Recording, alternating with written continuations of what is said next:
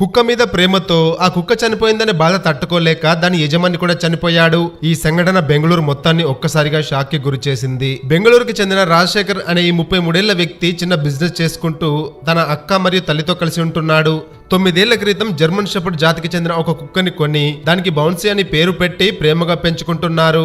అయితే బౌన్సీ మంగళవారం నాడు అనారోగ్యంతో చనిపోయింది. దాంతో కుటుంబం చాలా ఏడ్చారు. బౌన్సీ చిన్నప్పటి నుండి అంటే దాదాపు 9 ఏళ్లుగా తమతో పాటే ఉన్న ఆ కుక్క తమ ఇంట్లో ఒక వ్యక్తిలా మారిపోయింది.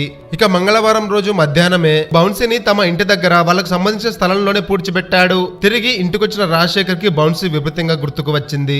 బౌన్సీ లేదన్న విషయం రాజశేఖర్ జీర్ణించుకోలేకపోయాడు. ఆ రోజు సాయంత్రం భోజనం కూడా చేయలేదు. ఇక రాత్రంతా మనస్తాపంతో విపరీతంగా బాధపడుతున్న రాజశేఖర్ బుధవారం ఉదయాన్నే బౌన్సీని కట్టేసే గొలుసుతోనే తన ప్రాణాలు కూడా తీసుకున్నాడు. అయితే ఒక కుక్క పట్ల అంత ప్రేమ ఉండడం మంచి విషయమే, కానీ దానికోసం మన ప్రాణాలు తీసుకునేంత ప్రేమ పెంచుకోవడం సరికాదు.